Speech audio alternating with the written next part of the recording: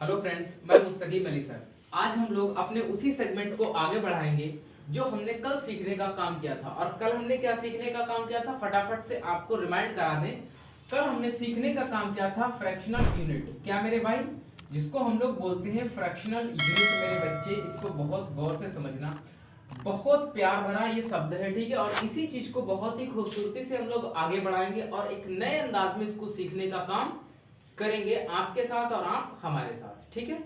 तो जुड़े रहिएगा। अब हम लोग देखते हैं इस चीज में, कल हमने क्या देखा था साहब। कल हमने देखा था एक चीज जो अपने आप में बेहद खूबसूरत थी और जिसको कहने का काम किया था। फ्रैक्शनल यूनिट क्या होती है आप लोग ये तो जानते ही हैं। जब कोई चीज ऐसे करके लिखी हो जिसको हम लोग कहते हैं denominator upon nominator upon denominator. क्या लिखा होता है मेरे भाई, नोमिनेटर अपॉन डिनोमिनेटर, ऐसे करके लिखा होता है। तो ऊपर वाली चीज को बोलते हैं अंश और नीचे वाली चीज को बोलते हैं क्या मेरे भाई, हर। ये तो बात हर कोई बंदा जानता है बहुत ही अच्छे लेवल से, ठीक।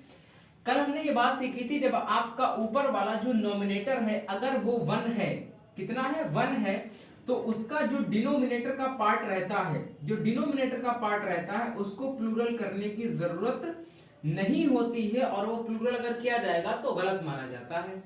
लेकिन अगर यही डिनोमिनेटर आपका बड़ा है, इस डिनोमिनेटर ये बड़ा है किससे, 1 से, तो क्या करना पड़ेगा, तो आपको करना यह है कि इसका जो ये वाला डिनोमिनेटर है इसको आपको प्लूरल रखना आवश्यक है। यानी ये चीज कंपलसरी बिल्कुल कर दी जाती है कि आपको इसको प्लूरल करना ही करना है। कल हमने इस पे कई सारे क्वेश्चंस भी किए थे। आज इसी सेगमेंट को और आगे बढ़ाएंगे और एक नई चीज को सीखने का काम करेंगे, ठीक है। अभी तक हम लोग क्या सीख रहे थे, इस प्रकार से आपके आते हैं तो इसमें फ्रैक्शनल यूनिट खटाखट दी जाती है, लेकिन अब फ्रैक्शनल यूनिट नहीं है आपके सामने। अब फ्रैक्शनल यूनिट तो है लेकिन वो दूसरे एस्पेक्ट में आ गए जिनको हम लोग बोलते हैं परसेंटेज। क्या बोलते हैं मेरे भाई, परसेंटेज के एस्पेक्ट में आ गई है। परसेंटेज में उसकी यूनिट पूछ ली जाती है कि परसेंटेज में यूनिट इसकी क्या होगी। जैसे मैं आपके सामने अगर एक बात लिखना चाहूं, मैंने आपके सामने एक सेंटेंस लिखा है कि 10%, क्या लिखा है मेरे भाई, 10%, ठीक है, 10% 10% of 10% of 100 students dash absent today. तो मेरे भाई जरा आप इसमें मुझे बताइएगा, आप इसमें क्या यहां पर फिल करेंगे, आप यहां पर इज फिल करेंगे या आप यहां पर आर फिल करेंगे, बताइए जल्दी से। तो आपके सामने कुछ डाउट्स आ रहे हैं, कुछ सस्पेक्ट आ रहे हैं और इन्हीं डाउट्स को हम आज दूर करेंगे। देखिए मेरे भाई कैसे होगा, जब आप 10% की बात करेंगे तो 10 और परसेंट को आप ऐसे करके लिखते नहीं लिखते हैं, और आपने लगा लिया ऑफ मेरे भाई, और इधर लिख लिया क्या 100 स्टूडेंट्स। इतनी बात समझ में आ गई है, 100 स्टूडेंट्स लिख लिया है। जब आपने 100 स्टूडेंट्स लिखा है तो 10% का मतलब क्या होता है, तो परसेंट का मतलब होता है अपॉन में 100। होता है कि नहीं होता है, बिल्कुल होता है, अपॉन में 100। और यहाँ पर ऑफ का मतलब मल्टीप्लाई है किसका, इस 100 स्टूडेंट्स का। तो जरा आप मुझे सोच करके बताइए मेरे भाई, ये 0 से 0 कैंसिल हो गया, ये 0 से 0 कैंसिल हो गया, बचे कितने स्टूडेंट्स हैं, तो बचे हैं 10 स्टूडेंट्स। और 10 स्टूडेंट्स मुझे बताइएगा अपने आप में प्लूरल हैं कि सिंगुलर हैं, तो आप बोलेंगे साहब ये तो अपने आप में बिल्कुल प्लूरल है। तो इसी वजह से हमने यहाँ पर आर को फिट किया है। ये बात समझ आ गई है, नहीं आ गई है, तो आई होप कि इतनी बात तो आपके समझ में आ गई होगी और बहुत ही आसान लेवल पे ये बात समझने वाले हम लोग, ठीक है। तो इतनी बात आप समझ गए हैं। अब बढ़ते हैं आगे कुछ नए एस्पेक्ट्स की तरफ, ठीक है। एक आपके सामने मैं ऐसे करके लिख रहा हूं, आप जरा ध्यान दीजिएगा। मैं दूसरा सेंटेंस आपके सामने लिख रहा हूं, मैंने लिखा 20% 20% water, 20% water is oblique are, और मैंने इधर लिखा क्लीन। तो आप मुझे बताइएगा मेरे भाई यहाँ पर इज होगा कि आर होगा, इन दोनों में से आप क्या फिट करेंगे, बताइए जल्दी से। और फिर हम इस चीज को आगे बढ़ेंगे और बहुत ही अच्छे लेवल पे समझने का काम करेंगे। हर एक वैरायटी का आपको क्वेश्चन दिया जा रहा है। आगे जब आप इसको समझने का काम करेंगे मेरे भाई, तो ये 20 लिखा है, परसेंट का मतलब क्या होता है कि अपॉन में 100 है कि नहीं है, बिल्कुल है मेरे भाई। अब किसका, तो पानी का। पानी कितना है, मेरे को तो सर ये बात तो पता ही नहीं कि पानी कितना है, यानी कि ये चीज डेफिनेट है कि इनडेफिनेट। तो आप बोलेंगे साहब बिल्कुल ये चीज अपने आप में इनडेफिनिट है, मतलब ये अनिश्चित है। जब ये अनिश्चित है तो यहाँ पर ऐसे करके आपके सामने एक डाउट का साइन बन के आ रहा होगा कि ये डाउट मैं यहाँ पर क्या वैल्यू पुट करूं। जब आपके सामने यहाँ पर कोई वैल्यू नहीं दी जाती, इसका मतलब उसे 1 माना जाता है। जब आपने उसे 1 माना तो ये तो अपने आप में कट जाएगा, 1/5 आ जाएगा। जब यहाँ पर 1 है ही नहीं तो इसको मतलब ये 1 के होने की वजह से ही इसको हमेशा सिंगुलर मान के चलते हैं, और इसी वजह से आपको यहाँ पर इज का चयन करना पड़ेगा। इतनी बात समझ में आ गई मेरे भाई।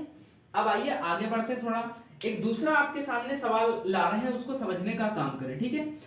दूसरा सवाल आ रहा है, इसको देखिएगा आप, बहुत अच्छे ढंग से देखना। अगर मैं आपके सामने लिखूं कि मैंने आपके सामने लिखा है 15%, क्या लिखा है मेरे भाई, 15% of this tree is oblique are green still, ठीक है। तो आप मुझे बताइए आप इसमें से क्या चूज करेंगे। तो आप कहेंगे साहब ये तो बिल्कुल वही वाला पैटर्न बन गया है। अगर मैंने 15 की बात की है तो 15 तो ऐसे लिख लिया है। परसेंट की अगर बात की है तो परसेंट में नीचे 100 ले आए हैं। किसका, इस पेड़ का। किस पेड़ का, तो पेड़ तो एक ही है, एक ही का 15%, तो मतलब इसका क्या है कि ये सिंगुलर में ही वर्क करेगा। जब ये सिंगुलर में वर्क करेगा तो इसी वजह से हमको यहाँ पर इज लाना पड़ेगा। ये बात समझ में आ गई आप लोगों के, बताइएगा, ये बात समझ में आ गई है। अब आइए इस चीज का आप लोग पैटर्न लिखिएगा कि पैटर्न कैसे काम करेगा। थोड़ा सा इधर आ जाइएगा, ठीक है। इसका पैटर्न क्या है एक्चुअल में, जब आपका परसेंट लिखा हो, क्या लिखा हो मेरे भाई देखिएगा, जैसे यहां पर लिखा हो कोई एक न्यूमेरल लिखा हो। न्यूमेरल का मतलब आप लोग जानते हैं, मतलब कोई नंबर होना चाहिए, 10 है, 15 है, 20% है या 30% है, उसको जो पूरा नंबर होता है उसको बोलते हैं न्यूमेरल। न्यूमेरल के बाद यहाँ पर लिखा होना चाहिए परसेंट। क्या लिखा होना चाहिए मेरे भाई, परसेंट, या परसेंट ना लिख करके यहाँ पर कोई लोग लिख सकते हैं परसेंटेज। क्या लिख सकते हैं मेरे भाई, परसेंटेज भी लिख सकते हैं। परसेंटेज के बाद यहाँ पर लगा होना चाहिए मेरे भाई, क्या लगा होना चाहिए, ऑफ। और ऑफ के बाद अगर कोई एक प्लूरल काउंटेबल नाउन है, कैसा नाउन है मेरे भाई, अगर प्लूरल काउंटेबल नाउन है तो इसके बाद जो यहाँ पर वर्ब आएगी वो प्लूरल हेल्पिंग वर्ब आएगी, और प्लूरल मेन वर्ब भी यहीं पर ही चिपक जाएगी। इतनी बात समझ में आ गई है। अगली चीज को अगर हम देखने का काम करें तो यहाँ पर होना चाहिए फिर से न्यूमेरल। न्यूमेरल के बाद यही लिखा होना चाहिए, क्या, परसेंट, या तो लिखा होना चाहिए और या लिखा होना चाहिए परसेंटेज। इतनी बात समझ में आ गई है। परसेंटेज के बाद यहाँ पर होना चाहिए ऑफ, और ऑफ के बाद अगर सिंगुलर काउंटेबल नाउन है तो यहाँ पर सिंगुलर हेल्पिंग वर्ब का यूज किया जाएगा। इतनी बात समझ में आ गई भाई, है नहीं समझ आई है तो आई होप कि इतनी बात तो समझ में आ ही गई होगी, ठीक है। तीसरा इसका एस्पेक्ट समझते हैं, अगर न्यूमेरल कोई भी लिखा हुआ है, न्यूमेरल के बाद अगर यहाँ पे लिखा हुआ है परसेंट, परसेंट ना लिखा हो, अगर लिखा हो जाए परसेंटेज, तब भी आपको घबराने की जरूरत नहीं है। और इसके बाद लिखा होगा ऑफ, और ऑफ के बाद सिंगुलर अनकाउंटेबल नाउन होगा। कैसा नाउन भैया, सिंगुलर अनकाउंटेबल नाउन। तो इसके लिए जो वर्ब चाहिए है वो सिंगुलर हेल्पिंग वर्ब चाहिए है। अब देखने का आप काम करें थोड़ा सा मेरे भाई, देखिए ये लिखा है 10, इसको बोलते हैं न्यूमेरल, बिल्कुल यही पैटर्न बन गया है न्यूमेरल वाला। ये लिखा है परसेंट, तो बिल्कुल यही परसेंट भी लिखा हुआ है। ऑफ लिखा हुआ है, बिल्कुल सही बात है। और ये नाउन आपका कैसा है, तो ये नाउन प्लूरल काउंटेबल नाउन है। जब ये प्लूरल काउंटेबल नाउन है तो इसी वजह से जो यहाँ पर वर्ब आई है ये प्लूरल हेल्पिंग वर्ब का यूज हुआ है, जो यहाँ पर बिल्कुल लिखा हुआ है मेरे भाई। इतनी बात समझ में आ गई। ये देखिएगा, ये जो वाटर है ये आपका सिंगुलर अनकाउंटेबल नाउन है, इधर ये न्यूमेरल है, इधर ये परसेंट है, बिल्कुल यही पैटर्न बन गया है। इसी सेंस में हम लोगों ने यहाँ पर किसका काम किया है, सिंगुलर हेल्पिंग वर्ब का। ये चीज आपकी दिस ट्री क्या है, ट्री अपने आप में सिंगुलर काउंटेबल नाउन होता है। जब ये सिंगुलर काउंटेबल नाउन है तो ये वाला पैटर्न बन गया, इसमें ये वाला, इसी वजह से सिंगुलर हेल्पिंग वर्ब का यूज कर लिया है। तो इतने छोटा सा ये आपका एस्पेक्ट है जो आपको आई होप कि समझ आ जाना चाहिए, ठीक है। इसके अगले एस्पेक्ट को, इसके अगले सेगमेंट को हम लोग अगले लेक्चर में कवर करेंगे। जब तक बने रहिएगा हमारे साथ, ठीक है। Thank you so much.